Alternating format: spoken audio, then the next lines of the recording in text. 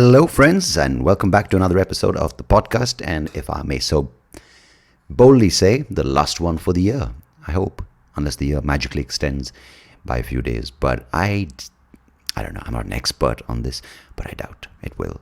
Anyway, it's been a pleasure coming to you on this podcast, and not coming on the podcast, but coming to you on this podcast for the past 50 plus weeks.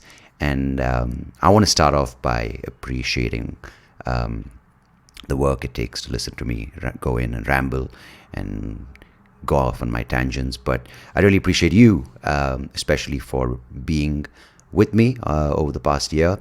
And thank you, hey Somnath, thank you for doing this and putting up my shit. And thanks to everyone at home, I suppose, who's been like quite patient with the fact that I locked the door and I'm like, shut up everybody, I'm recording. Yeah. And it's been a good year. It's been of course, a fantastic year when it comes to a new member in our family. And I think understanding how impatient I am, that's another thing I've realized this year. But I've always known that. It's just admitting it took a little long. But I don't want this to be kind of a recap of the year and getting all emotional and trying to say, oh, how amazing it is, how much I've learned. But fuck all that. You guys have listened to this podcast, and I think I do it every week. So why should I say one specific episode for that? But I will thank you guys again, because it's been really kind of all of you to tune into this and send your feedback and send your thoughts and send your messages of encouragement, your votes of confidence. So appreciate that.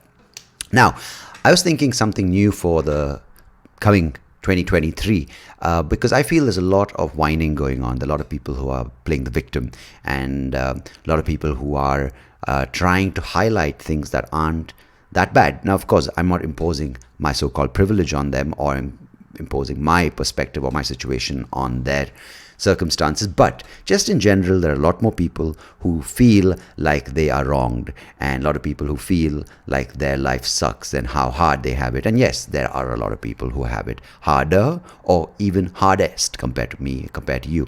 But here's my theory, or not even theory, here's my recommendation. I was looking at this thing where a lot of these countries, like say Singapore or Switzerland or Israel, or even now recently I was reading about Taiwan, and how they have this thing called the draft, or it's compulsory military service, and how they have to serve a few years irrespective of who you are in society. And I think Korea as well, South Korea, I think if you guys read about BTS and how those guys are now they've disbanded BTS because they want to serve and they don't want to be exempt from it, even though they are considered as cultural icons and they're exempted from serving in the army or the military. They have said, no, we want to make it a point to give back to the country that gave us what we have, or rather gave us a context that we are showcasing to the world. Of course, very, very noble move, very, very sort of patriotic action on their behalf. And I don't know what it is, whether it's something that they might be protected when it comes to an actual war. Will they be, kept in the back lines? Like some of, like say Prince Harry was lauded for going and serving in Iraq. And I think all those things are fantastic. But I'm coming to the context of how important it is just to gain some perspective, because I think there's a big divide in India especially, or in countries like India and America. Of course, it's not the draft anymore, but there was a threat of the draft being reintroduced. But my cousin's husband, who's Swiss, I remember he had to go serve, and he had to do it not in one shot of 3 years, no pun intended, but in small sort of periods where he would get paid leave from his work, and he would just go serve a few months. And of course, it wasn't on the front lines of any sort of devastating war, but that could have been a possibility if there was a war going on at that time, which is not a very far from the truth, which in the world we're living in, that they will have to serve on the front lines, or serve in the armed forces. Now, when you put that in context of a country like India, which is pretty tumultuous at this time, of course, we've got huge numbers of people who don't see eye to eye. We have a lot of disparity when it comes to social, not just social standards, but social, the social class, the economic class. We have a lot of people who are struggling to make ends meet, and then we have some of the richest people in the world. Now, taking all of that into consideration, if we could have some leveling force, now let's not go into the bureaucracy of how you can use pull and get away with it, like say someone like fucking Trump, who apparently didn't serve because of whatever. But what, with certain exceptions, of course. Now, the reason I'm even introducing this idea is because people with disabilities will be exempted, and that's why I'm even introducing this idea. Suddenly, I went from a guy who's visually impaired to a person with a disability. See how I pulled that card there? No, I think I would be happy to, enroll if I was asked to. The 2 points is now patriotism, right? How much do you feel that the Indians who bark about how they're so Indian and they love the idea of a national united front and they love the idea of being Indian, now how much of that will convert when they're forced to serve? And the second thing is, we are 1.2 billion people. We'll have a pretty kick-ass pool to pick from. Of course, a lot will be annoying, a lot will be undisciplined, a lot will have a stomach which will come in the way of their rifle. Most won't be able to do a single push-up. Most will probably eat all the rations before when the first day of boot camp is done. All that aside, I think it's a good leveling force when a son of a billionaire and the son of a farmer, or even the son of a drain cleaner, can all be in the same unit, and they can be responsible, and they can also be answerable to a certain power that is exempt from the idea of corruption, or exempt from the idea of influence and civil society. Let's call it that. And I think that's a pretty interesting thing, because I feel once you do that and once you're immersed in that, it's like going for, like, say, the NCC, or going for these, or going to a school that's filled with diverse students, right? You kind of get a sense of what you are, where you're from, who you are, what you kind of have and what you don't have. But more importantly, I think it makes you understand how you're not the shit, or you're not that bad off, or you're not that indispensable. I think there are so many things that you're exposed to that gives your perspective a better, kind of more well-rounded, a few blows, a few dents, and a few kind of kicks up the ass that make you more grounded to reality and what it is to what it means to be a person living in present-day society. And it then might give a more profound understanding of what it means to be Indian, because just spouting out theories and arguing for this, arguing on Twitter, or pointing fingers, or playing the victim card, all that shit which you use words so easily, and you can sort of hide behind hashtags and hide behind platforms or your virtual personas, will all be stripped away when you're actually asked to, say, stand on a base or be involved in live drills, or you're sitting, like, say, in my case, if they don't give me a gun and they don't say, jump off a plane, which if they ask me to do, I'd be terrified. I'll try asking for the right kind of training. But who knows if we have India's or the world's first blind special air forces, special air services. Keep landing in different war zones, not the ones we're supposed to land in, but landing in people's houses or random places. But that'll be an interesting idea to explore. Or maybe the first disabled brigade, right, where you have random people with, or who knows, maybe a covert black ops. I don't know, we don't be very covert, but we won't be very stealthy either. Who knows? These are possibilities that I can explore with other people. If you're interested, do hit me up on the SoapyRao show. That's SoapyRaoShow@gmail.com. But in the meanwhile, I think it will give people a little bit of a kick up the butt, and saying, get out of your head and think about what you're saying and actually feel what you're saying. And I think that's maybe an action. That's maybe something that will give us either the need to be more patriotic and shout louder, or people like, say, Arnab Goswami to shut the fuck up and just stop acting the patriot, or acting like this messiah, or acting like this mascot for a better, more liberal democracy, which if you really want to put your money where your mouth is, then fucking do it where it matters, and not just hiding behind a camera and shouting at your guests. Or people like him. He just represents a sickness in society, and I think something like this might root out these vermin from our existence, at least from the public eye. And of course, he's not the only one. There are people across the board, and I don't need to make this a political thing saying liberal versus conservative or high society versus low society or English versus Hindi or any region. It's just that there are a bunch of cunts like this across the board in all aspects of life and all aspects of public media, from everything from comedy to culture, from theater to theology, from sports to sex, from movies to music. They're everywhere, these pieces of shit. So yeah, that's my proposition, and I'm willing to serve when and put my money where my mouth is. Don't ask me how much, but the mouth seems to demand a lot. Anyhow, let's talk about emotions and emotional maturity and the emotional quotient. My guest today is an author of the best-selling book, The Power of a Teacher and the EQ Intervention.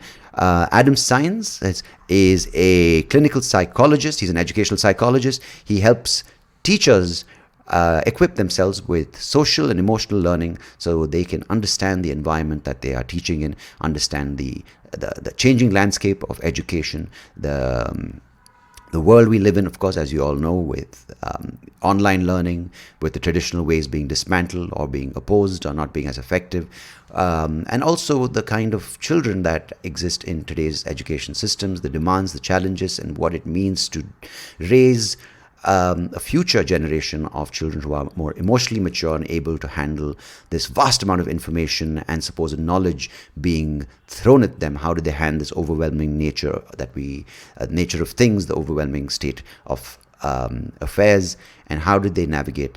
And how do we as adults who call ourselves guides to these children accept the fact that we need to maybe at times examine our own assholes and realize that the maturity level and maturity quotient is a bit lacking, and how can we figure out how do we figure out working on these aspects of ourselves and become more well-rounded, more emotionally mature human beings. Had a fantastic and fun chat with Adam, and I'm sure you'll have a lovely time listening to it. A good way to wind up and wind down 2022, and Adam had some lovely insights on a lot of things that are topics that, even though we might not be teachers or students, I think we all in some way are teaching and learning, and I think that's a process that shouldn't end till we draw our last breath.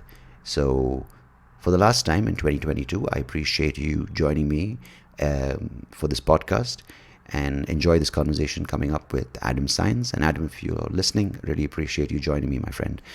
Till next time, till next episode, till next year. I've been waiting to say that. Take care of yourselves. Goodbye. God bless. Catch you on the other side. Cheers.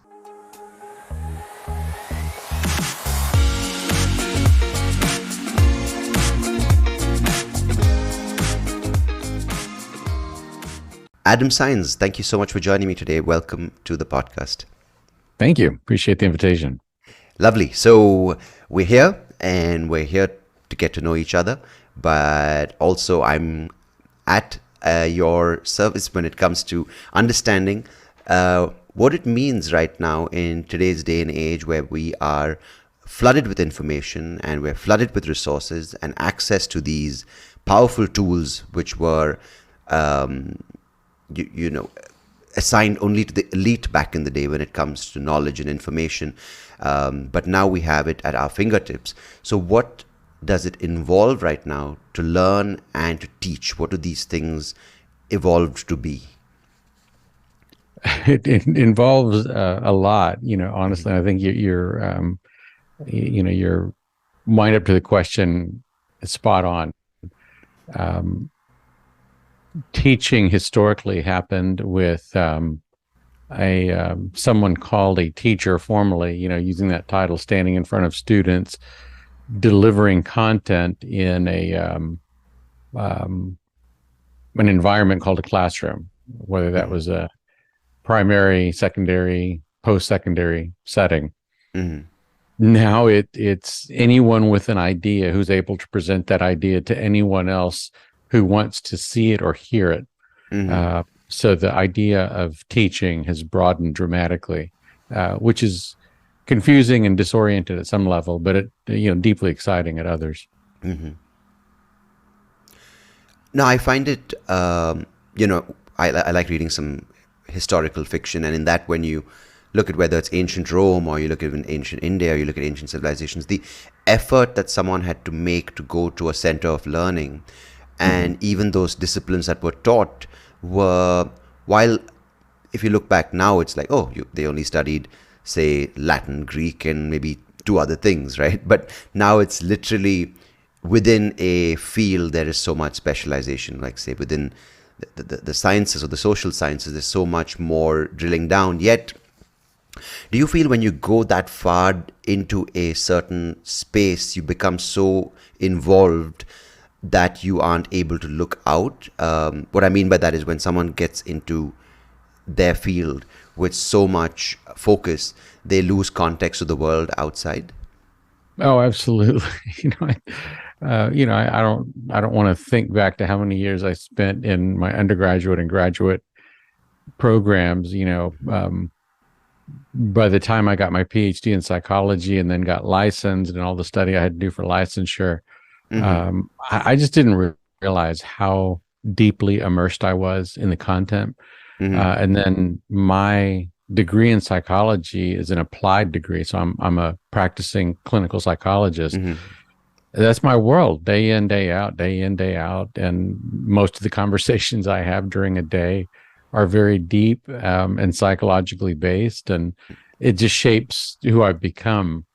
And I absolutely forget that when I see somebody at the grocery store or meet someone new, that they didn't have years and years and years and years of training in psychology, and they don't spend hours and hours and hours and hours a day sitting with somebody talking about deep, penetrating personal issues. And so there absolutely is a sense of losing context, maybe is a way to say it. So, and how hard is it to not, sort of analyze them?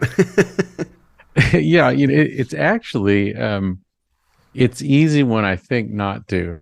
I can definitely turn it on and turn it off. Right. But the bottom line is that when I turn it on, there's a lot. Over the years, you just learn to understand a lot of what's going on inside a person based on what they say, what they don't say, how they say it, when they say it, where they say it, why they say it, what their body's doing, what it's not doing. It all communicates. Right, because that must be something which you're so keyed into these signs that a person projects that you are. I mean, you obviously with so much experience can actually make an effort to not overtly, at least, show signs of analyzing the person. But otherwise, it's just for you. It must be an sort of overflow of information coming at you. So you when you're in a social setting and you're just sort of sitting with someone and you're like, okay, wait a second, this is just too many signs, no pun intended, but it's a lot of information, and it takes part of the art of what we do clinically is learning how to, the data's coming in, you just ignore it. Like one of my friends is a carpenter, been doing it for years. And when he walks in a room, he starts looking at the walls and, what's aligned and what's not. So I wouldn't even think to, like, it would never cross my mind, but he's looking at details and interpreting the room through his professional lens. So I think we all have. Because I had a guest on the podcast who's a trombonist, and he said when I go for a party and I hear music, I just can't listen to it. I have to break it down. I'm like, okay, what's this arrangement? I'm like, it must be strange. Like, what do you listen to? Then you just listen to like silent, white noise or something. But I want to just backtrack by a few months, maybe a year or so, because we entered into this situation which now a lot of people are regretting the way it was handled. But it is, and it was handled the way it was. So we can't really undo it. But maybe learn from how things were tackled when it comes to isolation, when it comes to locking down, or when it comes to social distancing, or most importantly, the way we handled the teaching process, right? When children were asked to sit at home, when I mean children, of course, it means from a very young age to even young adults, right? The university systems were all sort of thrown on their head when distance learning, and you approach this now from two important sides, which is, of course, the angle of a person studying human behavior and a person who's also very keyed into this idea of learning and teaching. So could you take us through what those initial signs were of where this was heading for I don't want to make it dramatic by saying humanity, but Mhm. for the entire process of education and learning? Yeah, thank you for that question. It's a good one. For those, I've been in the mental health field and in the education system for over 20 years now. And for Mm-hmm. those of us in roles like mine who are mental health care providers in the education system, Mm-hmm. we were concerned 10 years ago. Like we every year it felt like we would come together and say, we would look at each other and like, is it just me, or are the students that we're working with more and more troubled? Um, Mm-hmm. Again, 10 years ago. So we felt like the tide was rising, the Mm-hmm. tide of emotional turmoil, we'll put it that way. Already 10 years ago. And so then, of course, the pandemic just exacerbated everything. Mm-hmm. Um, Before the pandemic in the United States, 1 out of 5 teenagers had a severe mental illness. And out of that 20% of the teen population, less than half were getting treatment. My God. Um, since the pandemic, the numbers have pushed up to 30, 40, even 50% by some estimates. Wow. So the need is even greater than it's ever been. And the number of healthcare providers has not grown proportionately. Where it's still, well below what it needs to be. So Mm-hmm. that's sort of how broadly speaking, the pandemic has impacted, and it's been twofold in terms of how the pandemic has impacted our mental health. Number one, there are a number of kids that were struggling that are struggling even more. Mm-hmm. Um, and then number two, there were kids that didn't struggle before that are struggling now because of financial, family, political, racial turmoil, all of which has been exacerbated by the pandemic. So, we're struggling as never before. Part of the challenge with the pandemic and the education system was that there was literally no one on this planet, literally no one that could say, well, back in my day when we had my pandemic, this is how we navigated it in education. None Mm-hmm. of us knew what to do, or we did the best we could. We went to virtual instruction, Mm-hmm. and I'm glad we could pivot and do that. But the sense of isolation that arose out of that um, certainly had and will continue to have negative effects on mental health and socialization and academics. Yeah, because of course, see, you live in the United States and everyone looks in your direction, or rather in the direction of the education system to a large extent. At Mhm. least they did for the longest time. When it means studying, coming to the US to study was a real um, big break for people Mhm. from India. Like people like a lot of my contemporaries and a lot of people before and after me were like, when you get a US undergraduate degree or a master's or a PhD, it is really significant, and it Mhm. still is. Of course, I'm not taking away from that, but Sure. when you mention these things, financial, political, religious, or racial, sorry, um, these are very, very dominant themes even in India, of course, because with our disparity being so high and our poverty being also so high. Mhm. And the reason I mention the comparison is because, the access to online learning is, of course, something which a lot of people are encouraging in India because it takes away this physical barrier, right? If you can Yeah. get someone a very basic piece of tech which can give them access in their little village to online portals in their language of learning, it really empowers them. Yeah. So this kind of expedited it. That the lockdown just said, you know what, we don't have to build roads; we'll go straight to the cloud, and it's pretty much what we've done in India, right? Which is, I think, good. But what I'm trying to I want to address maybe initially before we move on is, Mhm. for a kid, being at home is probably the best thing, right? If I think back, I'm like, wow, holidays, right? But clearly, it wasn't healthy beyond a point. Yeah. Um, so there's clearly something beyond just the school. So before we get to the school and what's happening there and the environment, the kid, the child or the young adult coming to the school is already coming with some issue. So that obviously shows that there's something more flawed with the fabric of maybe the unit of family or the unit of society, which is not the collective, but more on a micro level, right? Be it the relationships we're talking about, whether it's the social conditioning from the family unit to the larger community, and maybe extending that to the online community. So how has that influenced your experience with this population? Do you mean the shift to virtual learning? I think virtual learning, of course, is now something that is going on, but I want to go beyond that and say, okay, you mentioned the percentage of mental illness going up to almost 50%, and you mentioned all these other factors, which are, of course, prevailing in America right now with all the things that we see in the news. But I don't know if it's a question, but I kind of just want to understand, where is the sickness coming from? Oh, it's coming from so many different areas. Gosh, Right.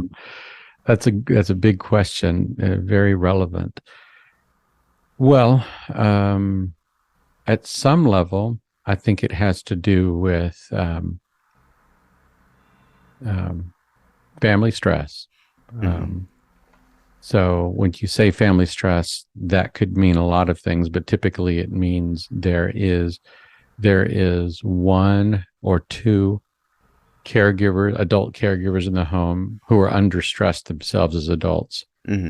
So a lot of family stress is driven specifically by the adult stress in the family. So then you have to back up and say, well, why are the adult stress? And then we start getting into pandemic things and beyond. Some of it is, I don't have a job. I lost my job. I have a job, but I don't make what I used to make. I have a job, but I don't like it. I've been virtual for 2 years, and now I have to go back to my job. So there's financial, then there's political turmoil. I'm old enough to remember politics in the 70s, and I don't remember a time in my lifetime that America was as divided politically as it is now. And I think that brings another source of tension into the adults' lives at home. And is that felt every day? Because we, of course, read it in the news, right? And every 2 seconds you blink an eye, Trump's making something more outrageous, and everyone else is battling that. But is that something? Sorry for interrupting, but I wanted to just understand, like, Please. on the ground every day, do you feel that tension, and do people feel that tension? I feel it every day. I don't know that everyone in America feels it every day, but depending on who you are, you might feel it every day. Whether it's, well, the political tension is daily. I mean, I don't. If you are consuming any kind of social media or mass media, that's the staple of that media, Right. and then the racial turmoil. Again, depending on the color of your skin and your socioeconomic status and where you live, you likely can experience that daily. I mean, there's a little bit of hyperbole to it globally, I'm sure, but it's not a lie. It's not, it's not manufactured news. The racial tension is real. The political tension is real. The financial stress is real. Yeah, absolutely. Right. So,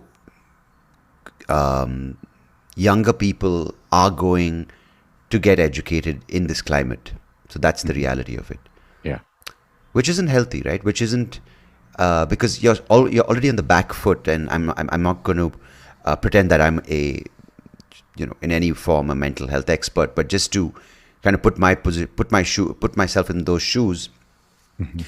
You're going when there's so much tension, right? There's so much anxiety. There's so much what if, like you could next thing have someone, and this is something I want to understand, and if you aren't comfortable talking about it, we can skip it. But and because it's horrifying, right? When you read about these gun violence episodes, when especially in schools, Yeah. and you obviously you go across the board. You help with administrators, you help with teachers, you help with families, you help with students, you help with across the spectrum of things.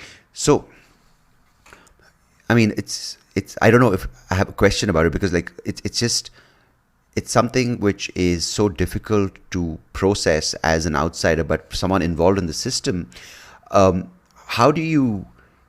I wouldn't say you, but how does someone even design a program when something so crazy is happening, right? Hmm. Well, the interesting piece of that, in my perspective, is that your question was, how do you design a program to intervene? Mm-hmm. The answer is actually very simple. It's not easy to implement, but it's a simple answer. So when you think about gun violence in particular, Mm-hmm. um, people often ask, what is a common profile for an active shooter in schools or anywhere, really? Mm-hmm. And the FBI, government agencies will tell you there's really not a profile. It's hard to really pin that down. Mm-hmm. Um, but from my perspective, as a mental health professional, as a licensed psychologist, I will say that one common denominator among everyone who has committed an act of gun violence, and this could be as egregious as a mass shooting, all the way down on the continuum to something what we might call a microaggression, the use of a racial slur. It's all Mm-hmm. aggression, right? Mm-hmm. They all have something in common. Everyone that commits a micro or macro act of aggression, what they have in common is that they have an emotion inside of them that they don't know how to express without using aggression. I feel angry. I feel sad. I feel overwhelmed. I feel frustrated. I feel discouraged. I feel inadequate. Some emotion builds and builds and builds and builds, and they don't know how else to get the emotion out other than to use aggression. So that's the common denominator, in my opinion. So back to the question, how do you begin to intervene? Yeah. You emphasize programs that develop emotional literacy in kids. So when we think about language arts literacy in an academic sense, there's a printed letter called the letter A, and that's a symbol for a sound, a. And you learn the ABCs, and then you learn those symbols can be put together to make words. And CAT is a symbol form for cat. It sounds like cat. And that verbal symbol represents the animal that you have at home that you pet. Mm-hmm. That's literacy, language arts literacy. Emotional literacy is at a fundamental level, you learn to recognize all of your emotions. What does anger feel like in your body? What does jealousy feel like? What does joy feel like? Number one, recognizing it. And number two, what do you do with it? How do you express it? There are life-giving rather than life-taking ways to express any emotion. I can be angry and actually do really, really productive, good things with my anger. There's a way for me to act that anger out and express that anger that makes the world a better place. Like, for example, I think, in America, Rosa Parks is considered an icon in the civil rights movement. And for people that don't know the story, famously, she was in the segregated South where African Americans were relegated to sit in the back of a bus. And one day she got on a bus and said, you know what, screw it. I'm sitting here. This is where I'm going to sit. I don't care what you say. I'm going to sit here. And so Rosa Parks sitting in that bus and violating a civic law. My guess is that when she did that, she wasn't filled with love and joy. Maybe she was, but at some level, she was probably pissed off and just fed up with it. And she said, screw it, I'm doing this. So that's an example of how emotion like frustration and anger can be channeled into constructive activities that can make the world a better place. So again, back to your original question, how do we begin to intervene? We purpose as an education system to prioritize the instruction of emotional literacy. We can call that emotional intelligence. In American schools, we call it social and emotional learning, SEL. And we make that as much part of the curricula as we do the STEM fields, math, science, language arts, music. So I think that's how we fix it. So that part is simple. Getting people to buy into it, getting educational leaders to appreciate the need for it. That's the hard part. Yeah, because I think we have a big population of adults who haven't come to terms with these emotions, right? Amen. Yeah. Honestly, absolutely, absolutely. I mean, when you, in fact, watch kids playing, and you see the dynamics of how they deal with rejection or Yeah. pain or being, you know, kind of bullied, Hmm. you expect it. You're like, yeah, that kid gets, pushed on the play field. He's going to get up and push back, or he's Yeah. going to cry, or she's going to, storm off in a huff. But you don't expect it from 70-year-old politicians, and that's exactly what they're doing, right? I think case in point on that, Sandeep, is I think back to the 2016 presidential election, Clinton and Trump. And, I don't care which side of the aisle someone is on, Republican, Democrat, liberal, conservative, whatever. My opinion as a licensed psychologist is that if either one of those candidates had the slightest bit of emotional intelligence, they were brilliant at hiding it. I'll put it that way. And so it speaks to the broader issue. Like, so your question again was, what do we do to help kids so that, they don't have to use violence to express their Yeah. emotion? Well, you teach them emotional literacy. Well, how's that going to happen when you're in a country that's led by people that demonstrate absolutely no emotional intelligence, nor the desire to acquire emotional intelligence? It's a tough sell. It really is. And that's something for me which was very touching when I was in the US, right? When I would say, when I was, I wouldn't, of course, none of my statements are blanket statements, but when I was on campus, I had to register myself as someone who needs assistance for, note taking or giving exams or these various things as a visually impaired person. So I had a coordinator at the disability program, and just the way I saw and witnessed how people would come and help me take notes, be it part-time, whatever, they hired part-time at the university or the college. Or, for instance, you have the consideration of making footpaths accessible, or when I eventually did an internship at the Oregon School for the Blind, just how the orientation mobility program, I'm just giving an example in this field. I was like, you know what? Sure. There is a sense of compassion. There is a sense of empowering people to live a better and more dignified life. But clearly, I mean, that still exists, and there are lovely people in this field, I'm sure, even in the field of education and across the fields doing great work. But I feel it's being undermined by these few or many, and as a result magnified and amplified by these platforms that encourage and celebrate these few or many who are just making noise and who are emotionally immature, if you want to call it, emotionally not intelligent. But I want to take it in the direction of something I've been reading about, which is the power of the ego. and how much of what we are calling progress basically fueling this ego. I think a significant amount, honestly. I think it's interesting that you describe your experience of empathy in this country in the context of the education system. So I, as a psychologist, I do a lot of work in education, and I also work in the corporate environment as well with organizations and businesses, helping them to build emotionally intelligent teams. And it's just phenomenal to me when there's such a cultural difference between the ethos in the education system versus the ethos in the corporate environment.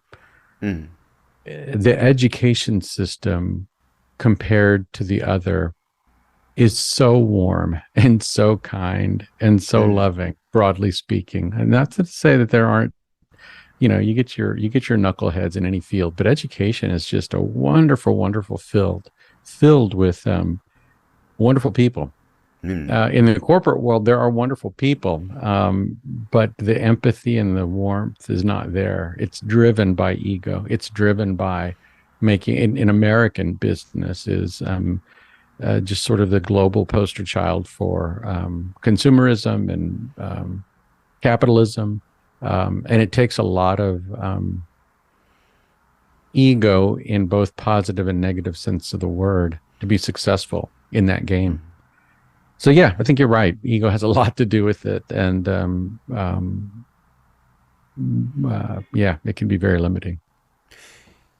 Yeah, because when you read about certain universities and how students are less resilient and they want things to change with, say, whether it's the use of pronouns or if classes are too difficult, here professors being let go because their programs are too difficult. So you hear of all of that, and Yeah. of course there may be truth to it. I don't know, but um, on the other hand, you hear of the demon, so-called, that Elon Musk is firing half his employees. And I'm just juxtaposing these two things because you mentioned the university life and the real world, right? Everyone in their commencement speeches is like, now get ready for the real world.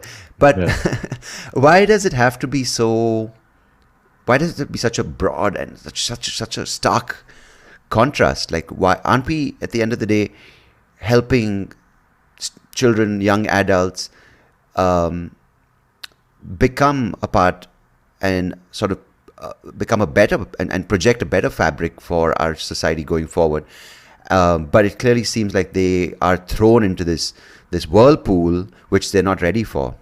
hmm No, I think that's exactly right. In my ideal world, we would train our children from a young age to embrace both their masculine and their feminine energies. Mm.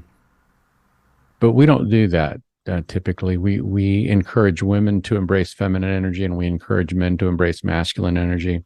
Mm. And we shame boys when they embrace feminine energy, and we shame girls when they embrace masculine energy. And I don't know where that came from, but it is just, in my opinion, a big root of psychopathology. Yeah.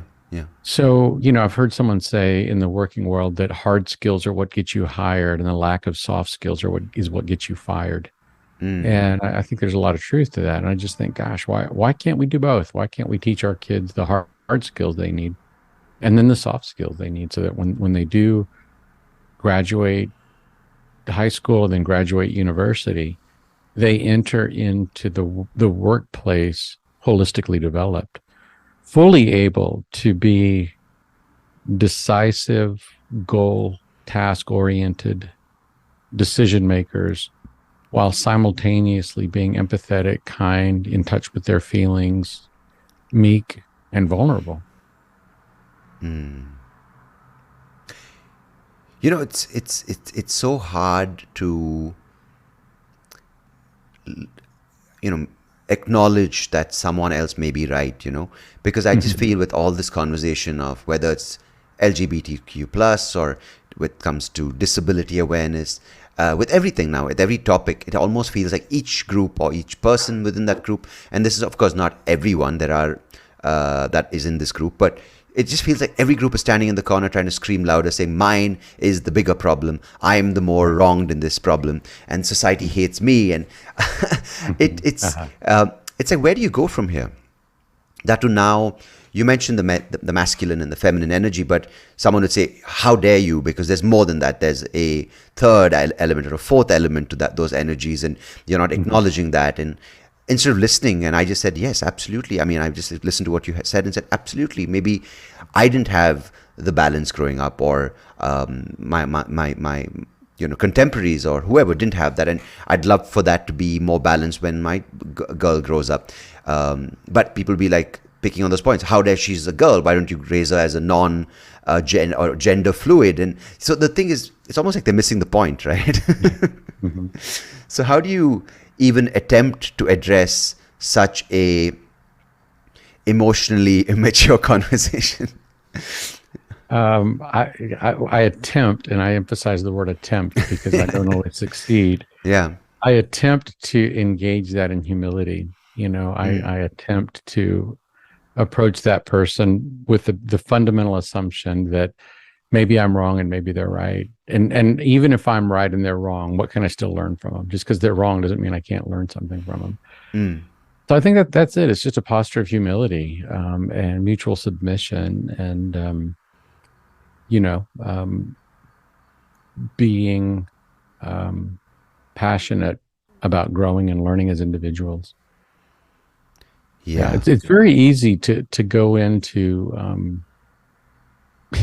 like attack mode and fight mode. And when people disagree with us, it triggers our sympathetic nervous system. We get into fight or flight, and it's run or fight. And most of us would rather fight than run. It creates just a potentially nasty dynamic. So, again, back to what do I attempt to do? Is I attempt to be self-aware enough not to get too deep into my animal brain and self-regulate enough to get back into my frontal lobe up here and practice humility and empathy. Much, much easier said than done. Yeah, I mean, I'm absolutely feeling what you're saying, but sometimes leave strangers out of it. Even with someone you consider as a close friend or your partner or your parents or siblings, the knee-jerk reaction is just be like, "Oh, I'm going to say something that's going to really hurt you," The people that I know the most are the ones I'm most likely to be like an idiot with. I mean, those are the people like at the holiday, sitting around the holiday dinner. Yeah. Where they're going to say something and I'm just going to pop off and not even think about, so yeah, highly at risk for being stupid. Okay. These are amazing human emotions, right? Compassion and empathy. And it really was something that kept us together. It kept our society. And I mean, from the tribe to a society, we moved because we wanted to be with other human beings, right? Yeah. And how much do you feel this enhanced access to technology, and I wouldn't say dependence, but this kind of reliance on it when it comes to communication, or it comes to interaction, or it comes to even socializing, right? How much of it promotes empathy and compassion? And maybe then we can just talk about the next thing I want to address in this space. Sure. Well, I think it could help and hurt. Technology can help and hurt our growth as empathetic human beings. And I think it just largely depends on the individual and how the individual young person is trained to use technology. I remember back in the 70s when I was a kid, the conversation we were hearing as kids back then was, your generation spends too much time on the phone, like there's a whole world out there and you're missing out. And this was back like in the early 70s in different parts of America, homes were getting not just one, but two phones. And then again, back when I was a kid, if someone was on the phone, no one else could call in. This was before, we had this thing called call waiting. This is landlines, yeah, of course. Yeah, back when was landlines, and so we as in elementary school and middle school, as children and adolescents, we were always on the phone. And again, the elders would say, back in my day, we didn't have phones. We were out on the baseball field. We were out on the playground. We were going for walks. We were fishing, and we didn't have a before and after. We only had phones, so phones may have done something to how my generation and afterward learned to connect, but we never suffered because we didn't know any different. And I think at some level that's true with this generation. So now I say to my my young adult children, oh, you sit down and eat breakfast and you got your phone and you got your Yeah. head down on your phone, and we'll have family over and everybody's sitting on the sofa scrolling through their screen, and there's a part of me thinking like, oh, this is just a travesty. This shouldn't Yeah. be happening. So we're clearly missing something, but then again, I think this is all they know. This is how they connect with each other, and they're going to grow up with a relational structure and dynamic that was different than mine, and it'll be okay for them. And that's exactly something I wanted to understand from a person with your experience with understanding humans, right? Because it's so easy to point and say, oh, this generation's lost to the ether, right? And they have no idea. But it's very important to also understand that that's all they know and that's how they are experiencing the world. Yeah. But, I mean, the reason I say but is because it clearly isn't healthy for many of them. They're not able to handle it, right? With the increased rates of suicide and the reduced resilience, I don't know if it's a bad or good thing, but the reduced attention span. So I don't want to make it too clinical, but what are these things when a child or a young adult goes online and they can access amazing content, right? They can go from some of the best produced videos to some of the most mind-blowing artists when it comes to music or even say still art or whatever, right? They can come up to some of the most vile commentary on the human race, to they can see some of the most amazing athletic achievements, to beautifully made video games, and to pornography, all these things. What does it do to a mind that is not fully formed yet? It could be potentially devastating for a mind that is not fully formed and has not been trained how to consume media. Absolutely devastating. So my thought, from a parenting perspective is from an early age, train my child to understand in the same way that we teach our children to recognize the relative health value of what they eat, organic fruits and vegetables versus a candy bar. We have to teach them the psychological and educational value of what they consume through a screen. Some of it's organic fruits and vegetables, very, very healthy, and some of it's just absolute toxic. So I think for the young mind that hasn't been trained how to appreciate what's healthy and what's not healthy, and then how to regulate accordingly, that person's at huge risk. And then even the most benign of things, like you go on Instagram and with all the filters, you can set up a picture the way you want to take it and create your life to look just like you want it. So you set the picture, then you filter the picture, and in the end, you communicate a reality that's not a reality. You communicate a false reality. The challenge with that is that somebody on the other end doesn't understand that it's a false reality, and they think it's a true reality, and then they think it's a standard now that I need to meet. So part of one of the negative things I see happening in the younger generation is that they're creating false realities that become unattainable standards for everyone else. Yeah, because I think what's concerning is, okay, you mentioned that that's what these kids know, but, and sorry, there's a second but in the, followed by the first but, is, Sure. Okay, the kids are doing what they were given, right? That's the system, the environment they were born into. But what's concerning is seeing these parents of these kids doing the exact same thing. Like, instead of saying, okay, and you just mentioned eat healthy, and once in a while you can binge on chocolate or whatever. None of it is bad if you do it if that's the 1% of your diet, right? But when you look at adults, people in their 30s, in their 40s, in their 50s. You see the kid on the phone, and they probably just play a video and distract the kid. And next thing, they are doing the same thing, putting this projected false reality, lying to themselves. So clearly, this is not a kids alone thing, because it is feeding to a population that hasn't had, a fully formed mind at the age of 50. Yep. It's exactly right.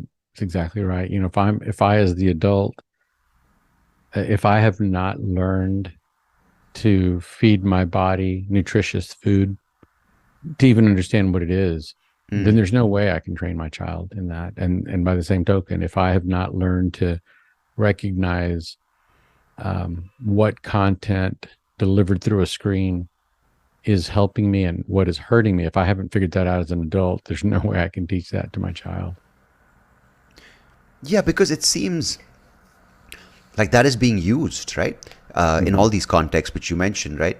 The polarization politically, racially, even in the gender space. In India, we have religiously, because when you have a population that is constantly at the access to information, without this emotional intelligence, without the fully formed, trained mind to receive the information, it's amazing how, I'm not even an expert in controlling people, but I feel that's easy to brainwash them, to make them believe a certain ideology or a certain message that I want them to follow. Because, is that what's happening? And maybe can you take us down two directions? One is, what is the best outcome or the best direction? I don't want to put too much of a final product on the best outcome, but a best direction for humanity in this space.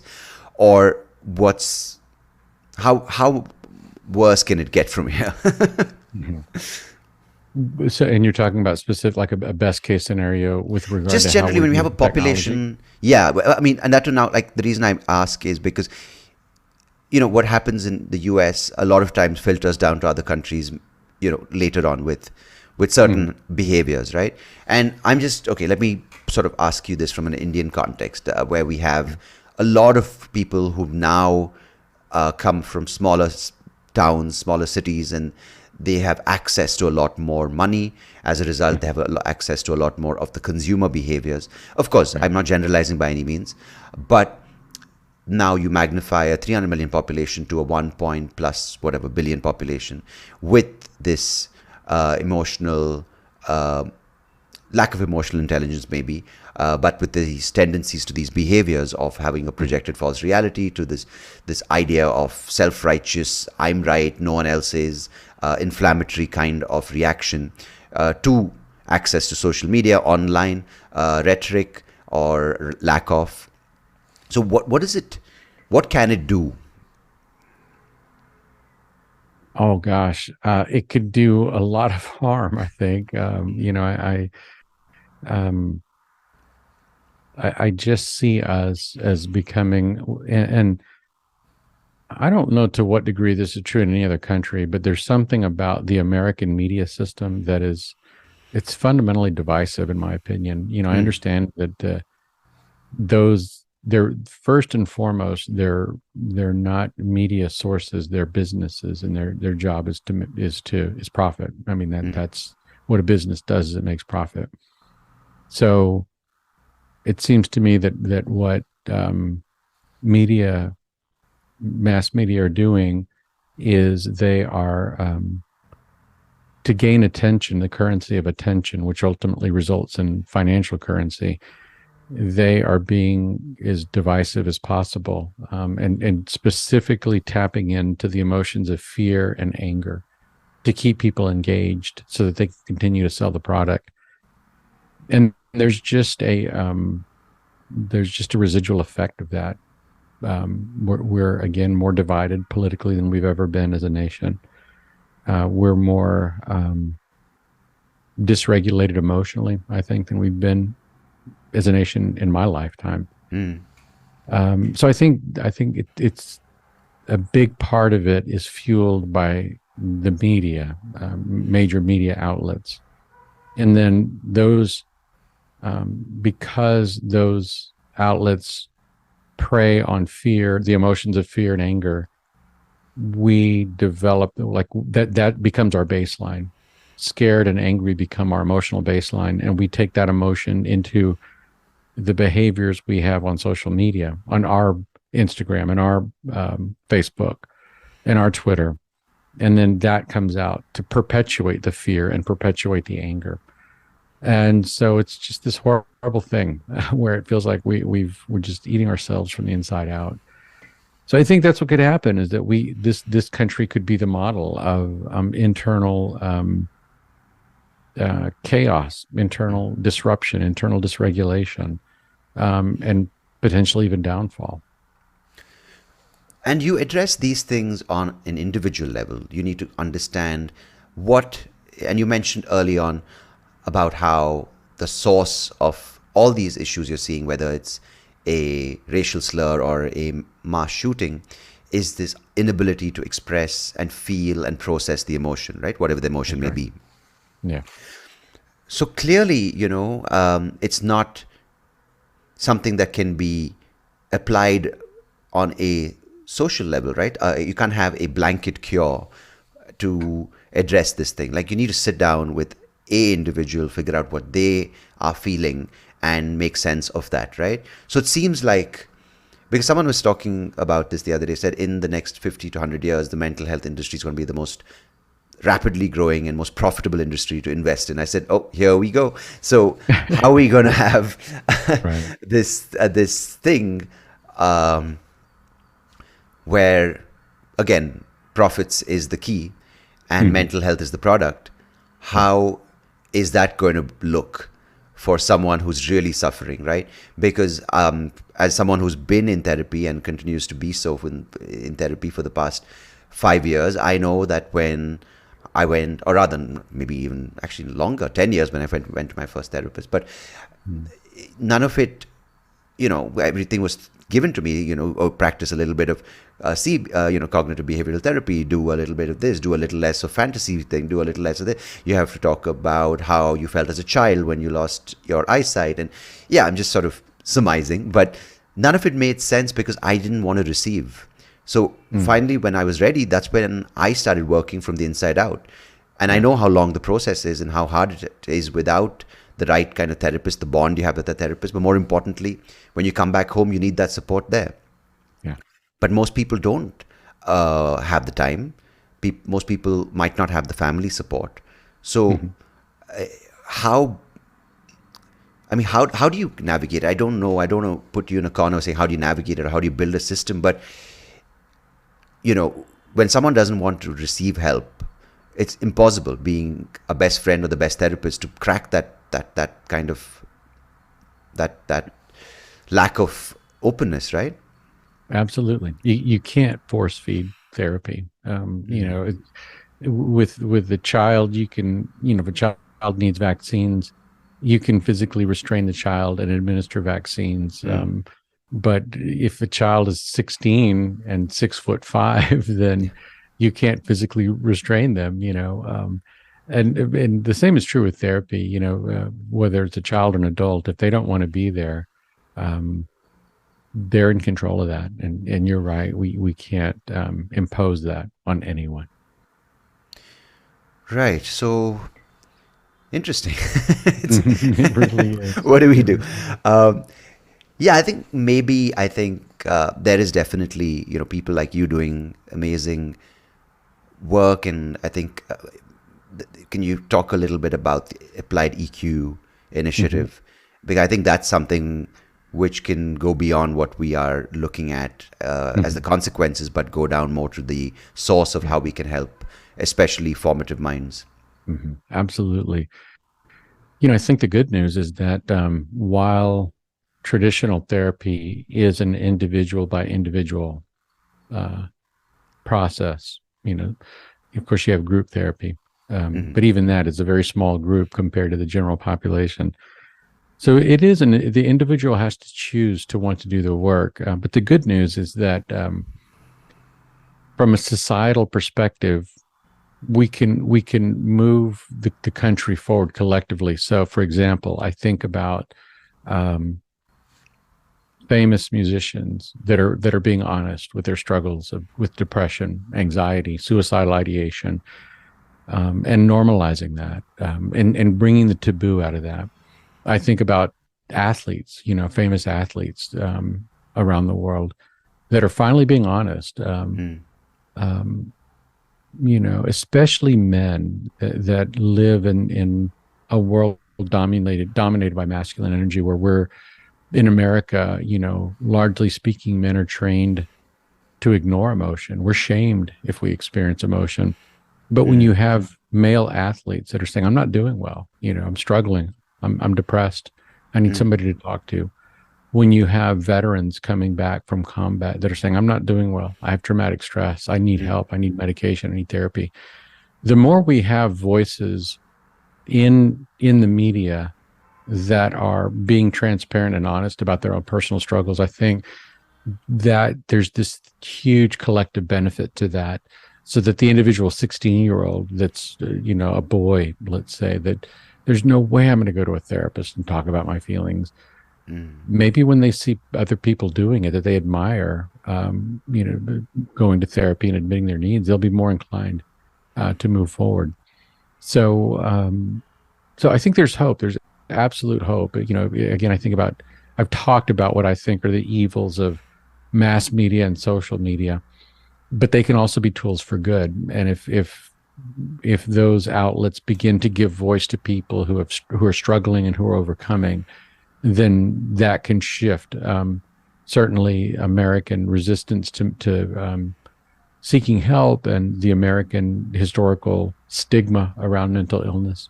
So there's hope.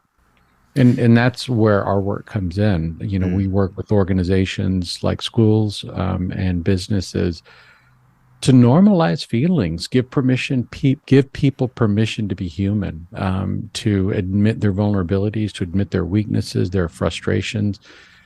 Number one, and then number two, give them practical strategies. Okay, now that you've identified everything going on inside of you, and it makes perfect sense that that's what's going on inside of you, what do we do with it? How can we help you organize it and sort it in a way that allows you to live the best possible life that you can live?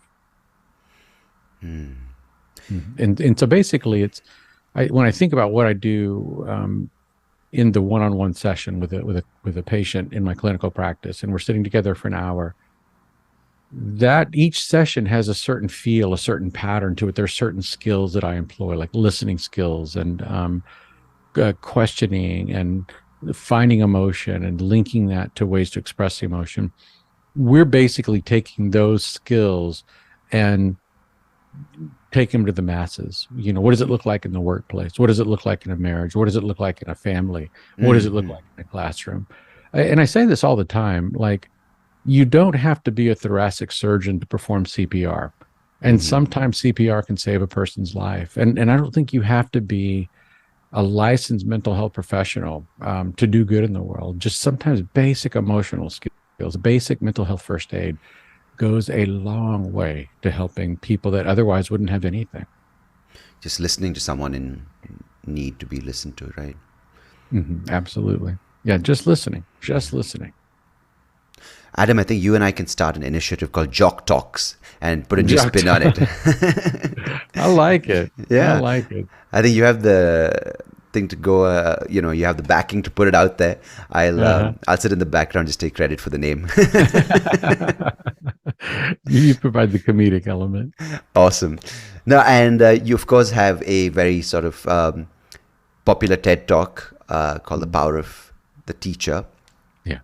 And, of course, you've been amazing sharing all your wisdom today with me. Thank you. Appreciate it.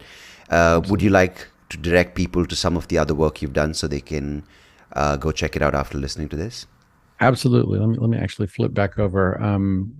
So it's kind of blurred out here, but that's the company, Applied EQ Group. And if you just go online and search appliedeqgroup.com, you'll find our website and just more information about what we're doing with organizations and executives, athletes, nonprofits. This is the work that fills my cup. I mean, I love working with growth-minded individuals and growth-minded organizations, and we love it. So Applied EQ Group, you can find me here on Twitter. It's at Adam Saenz, PhD. Brilliant. And of course, they can find you on the SoapyRao show as well. That's right. Now They've probably already found you now. But it's been a pleasure chatting with you and getting a better understanding and a deeper sense of what we are as emotionally immature, intelligent humans. And thank you for taking the time and taking me along this journey of understanding more. Oh, it's been my pleasure, Sandeep. I'm deeply grateful for the invitation. Thank you, Adam, and do stay in touch, and good luck with Applied EQ and all the great work you're doing for humanity. Thank you so much.